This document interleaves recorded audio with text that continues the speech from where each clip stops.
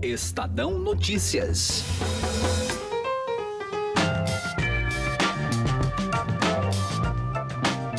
O mundo tem hoje cerca de 800 milhões de pessoas sem acesso suficiente a alimentos. Quando trazemos a realidade mais próxima de nós, são cerca de 42 milhões de indivíduos que passam fome na América Latina e no Caribe. O problema é que a tendência é da população aumentar e a produção de alimentos não acompanhar esse ritmo. Além disso, fatores como o aquecimento global e a diminuição dos recursos hídricos também vão interferir na agricultura e pecuária. Mas já existem empresas na área de tecnologia que, preocupadas com o tema, desenvolvem alternativas para a questão. Eu sou Gustavo Lopes e este é o Estadão Notícias, que no programa de hoje traz os relatos do repórter Paulo Beraldo, que visitou um polo de startups na área do agronegócio e, acredite, o alimento do futuro pode ser a base de insetos. Estadão Notícias. Conheça o lado private da XP, que une a solidez financeira de uma marca global com o dinamismo de um family office. O resultado é uma experiência exclusiva acompanhada dos melhores profissionais de investimentos do mercado e na gestão de grandes fortunas para preservação e aumento do seu patrimônio. Conte com serviços de gestão ativa de patrimônio. Por aqui, nossos profissionais traduzem temas econômicos relevantes para produtos de investimento, oferecem o acompanhamento necessário para montar uma estratégia de planejamento sucessório e consideram o cenário global como base. Acesse xpprivate.com.br. Estadão Notícias. Cerca de 820 milhões de pessoas ainda passam fome. A maioria são mulheres. Cerca de 150 milhões de crianças estão cronicamente malnutridas e poderão sofrer os efeitos do nanismo ao longo de toda a sua vida. A fome causa quase metade de todas as mortes de crianças em todo o mundo. Isso é intolerável. Esse é o secretário-geral da ONU, Antônio Guterres, em um alerta importante sobre a fome no mundo. Na semana passada, a organização divulgou um dado alarmante. 820 milhões de pessoas, ou seja, 11% da população mundial, passa fome. O mais preocupante é que este número vem aumentando. Em 2017, eram 811 milhões de pessoas que não tiveram acesso suficiente a alimentos. Esses são dados do relatório O Estado da Segurança Alimentar e Nutrição no Mundo 2018 da FAO, que é o braço da ONU para a alimentação e agricultura. Puxando para o nosso continente, a América Latina e também o Caribe, tem cerca de 42 milhões de pessoas nesta situação. De acordo com a FAO, em 2017, cerca de 5 milhões de pessoas passaram fome no Brasil. Quando questionado sobre o assunto, o presidente Jair Bolsonaro polemizou e disse que fome no Brasil é uma grande mentira. Falar que se passa fome no Brasil é uma grande mentira. Passa-se mal. Não come bem. Aí eu concordo. Agora, passar fome não. Você não vê gente mesmo pobre pelas ruas com um físico esquelético como a gente vê em alguns outros países aí pelo mundo. Tá? Agora, adotou-se no Brasil de governo Fernando Henrique para cá, PSDB, e depois o PT, que distribuição de riqueza é criar bolsas. É o país das bolsas. Tá? E o que faz tirar o homem da miséria ou a mulher é o conhecimento. Questionado novamente sobre o assunto e visivelmente irritado, o presidente reformulou a sua afirmação. Sabe por que uma pequena parte passa fome e outros passam mal ainda? O senhor está voltando atrás na declaração, presidente? A declaração do senhor, o senhor não falou que poucos passaram fome. Pelo amor de Deus, se for entrar em detalhe, em filigrana, eu vou embora. Eu não estou vendo nenhum mago aqui, tá certo? Temos problemas mentais no Brasil, temos, não é culpa minha, vem de trás, não tentando resolver. O que tira o homem e a mulher da miséria é o conhecimento. Parece óbvio, mas a fome está relacionada à falta de alimentos e ela pode se agravar nos próximos anos. Segundo a FAO, a rápida expansão populacional, a mudança climática e a degradação dos recursos hídricos e fundiários devem tornar o mundo mais vulnerável à insegurança alimentar. com o risco de não ser possível alimentar toda a população até 2050. Isso porque, nas próximas 4 décadas, a população mundial deve saltar de 7 para próximo dos 10 bilhões de pessoas. Para alimentá-las, seria preciso uma produção adicional de cerca de 1 bilhão de toneladas de cereais e 200 milhões de toneladas de carne por ano. O diretor-geral da Organização das Nações Unidas para a Alimentação e Agricultura, José Graziano, chamou a atenção para o impacto do aquecimento global na produção de alimentos.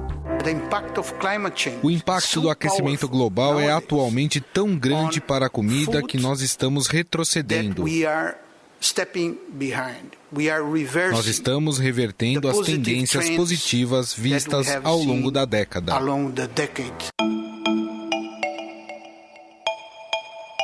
Com a quantidade de comida reduzida, é necessário acabar com o desperdício na linha de produção, e é aí que entra a tecnologia.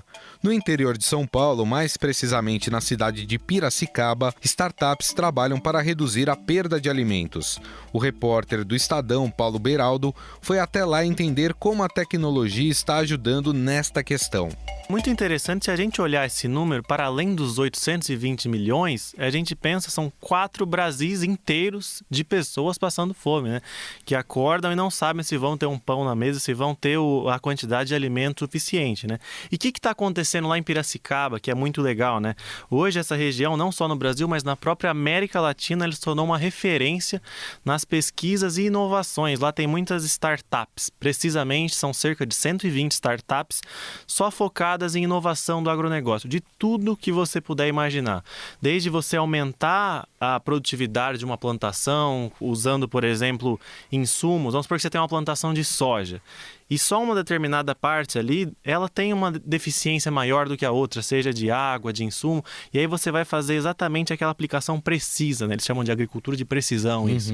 Tem também a pecuária de precisão, ou seja, você tem umas empresas que monitoram, por exemplo, o ganho de peso diário do animal. Então você percebe, esse aqui tá comendo mais e tá ganhando menos peso. O que está acontecendo?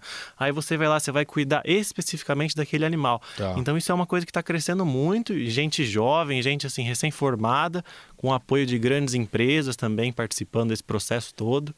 É bem interessante porque você associar a tecnologia para evitar o desperdício, porque a gente fala do desperdício de alimentos quando a gente consome, mas existe o desperdício também na produção de alimentos, né? A tendência, pelo que você está falando, é cada vez mais tornar esse desperdício menor, né? Perfeito, até por uma questão de custo, muito caro para o próprio produtor rural também, que está lá no dia a dia, você perder insumo, perder fertilizante, perder agrotóxico, enfim, os custos são muito altos. Então, se você consegue reduzir, você consegue produzir num preço mais favorável, né? E consegue comercializar também, tendo maior escala, e assim o preço vai ser melhor para todo mundo ao longo da cadeia, né? E o que é bacana de Piracicaba? Lá tem uma universidade muito famosa, a Exalc, tem mais de 100 anos, a Escola Superior de Agricultura Luiz de Queiroz, que é o campus da USP lá, né? E essa universidade, ela apoia muitos alunos. E muitos recém-formados ali estão acabando ficando na própria região, trabalhando nessas empresas. E lá em Piracicaba também foram criados hubs. O que são hubs? São polos de inovação, são espaços em que as empresas novatas, né, que, por exemplo, não tem dinheiro para alugar uma estrutura grande e tal, aí tem ali seu espaço, pode trabalhar eu aqui, você ali, cada um trabalhando numa área distinta, e aí eles falam muito isso, a gente vai aprendendo uns com os erros dos outros, né? Então isso é muito bacana, eles conseguem se desenvolver, intensificar, dinamizar essa relação, né? Aliás, a preocupação com a falta de alimentos no futuro já incentiva empresas a investir nos insetos como fonte de energia para o ser humano, como relata Paulo Beraldo. Tem uma das startups lá, a Hakuna, do Rei Leão mesmo, que eles estão trabalhando com grilos comestíveis. Por quê? Porque o grilo é um animal que ele tem muita proteína e a produção você pode fazer numa escala altíssima, né? Porque ocupa bem pouco espaço. E aí o que eles estão fazendo é usar essa proteína do grilo para fazer barrinha de cereal. Olha. E uma farinha também que pode ser usada em suplementos, né? Focando nesse mercado de alimentação saudável, fit, né, que está cada vez mais em alta, aí, principalmente nas grandes cidades. Esse tipo de alimentação com insetos também pode ser usado indiretamente. Por exemplo, quando você está numa criação de frango, de porco, até mesmo de boi, você precisa dar algum tipo de proteína para eles. Hoje em dia essa proteína vem da soja, pode vir de outros compostos, mas o inseto também triturado pode virar futuramente essa alimentação indireta para os animais e depois a gente come. Até porque, como a gente falou aqui no começo do papo, né, a tendência é que cresça o número de pessoas, diminua o número de alimentos e as alternativas precisam ser criadas, né? A gente vai ter que parar com o nojo, né, de pensar no grilo, na mosca, enfim, dessa forma como a gente pensa hoje, porque de fato, num futuro, talvez não tão próximo, mas, né, as próximas gerações vão ter que consumir desse tipo de alimento, né? É verdade, Gustavo. Se a gente pensar, cada dia no planeta nascem mais ou menos 200 mil pessoas.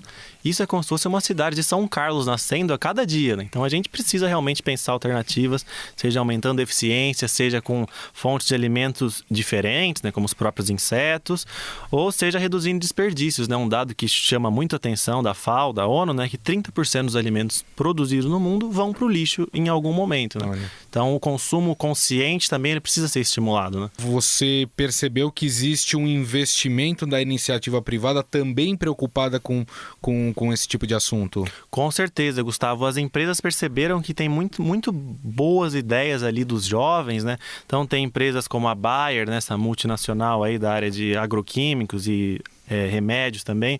A Raízen, que é uma joint venture da Shell com a Cosan, também criaram seus espaços lá, né, para fomentar essas iniciativas. E acaba sendo barato para eles, né, porque você estimula alguns jovens ali a produzir uma solução que pode ser aplicada dentro do seu dia a dia ali, e aí vai potencializar. Ouvimos o relato do repórter do Estadão, Paulo Beraldo.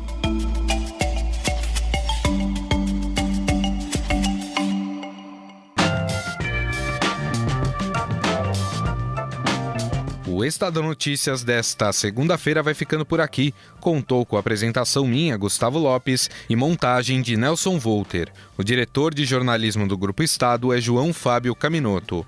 Mande seu comentário e sugestão para o e-mail podcast@estadão.com. Um abraço e até mais. Estadão Notícias.